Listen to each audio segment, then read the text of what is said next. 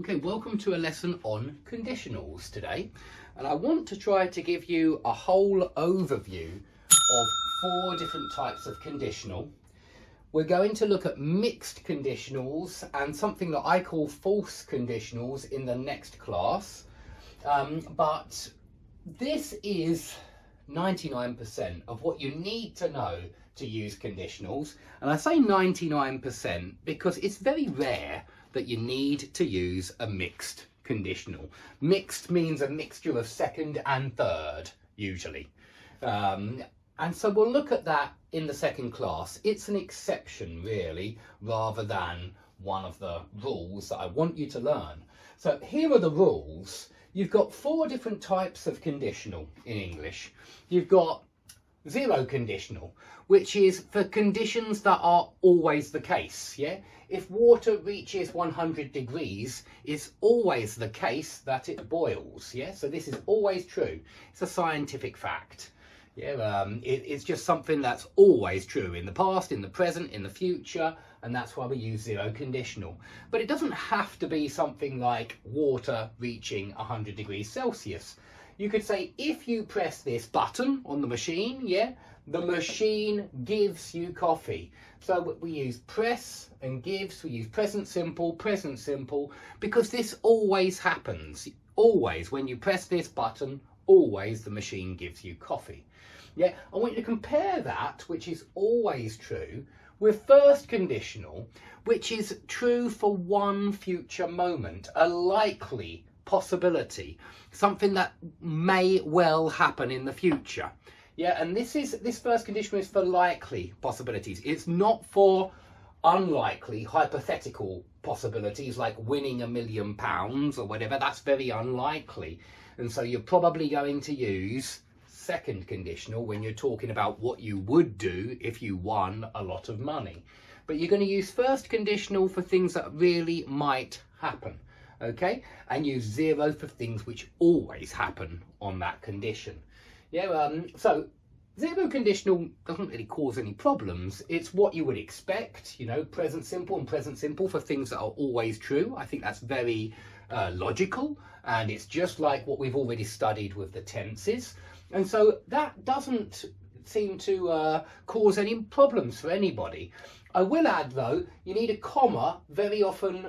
You'll see one anyway most of the time if you start with the if clause, and that's because if is a subordinating conjunction, which means that that is a subordinate clause. And when you start with subordinate clauses, you normally have a comma before you start the main clause, so that the reader or the listener can understand where your incomplete thought finishes and where your complete thought starts.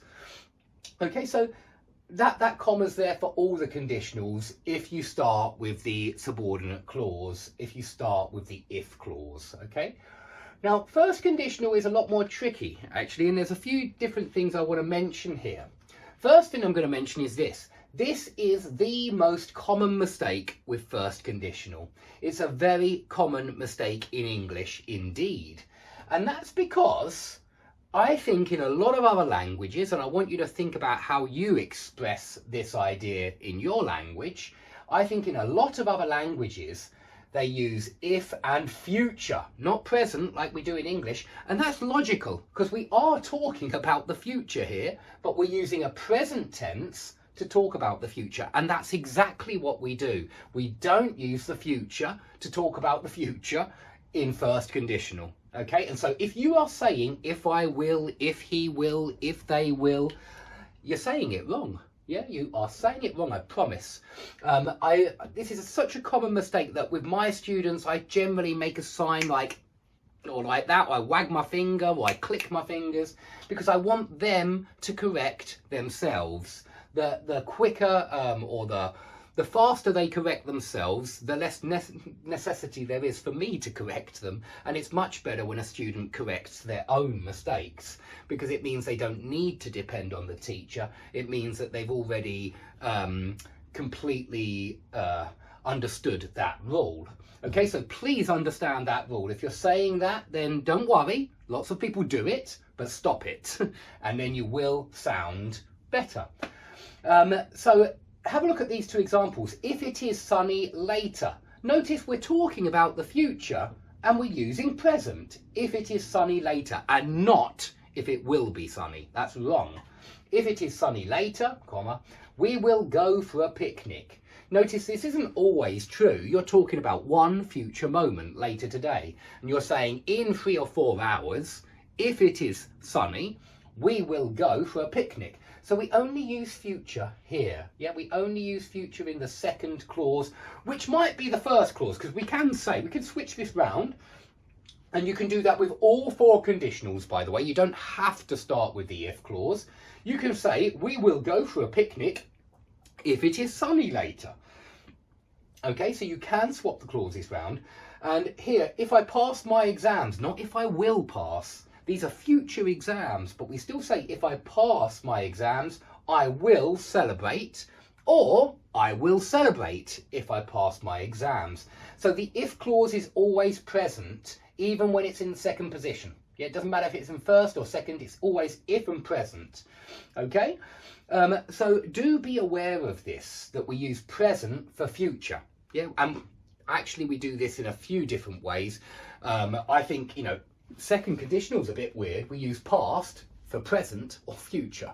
And so quite often you see this in English where the tense surprises you. Okay, so be very aware that if I will is always wrong. We use if and present, even though we're talking about the future.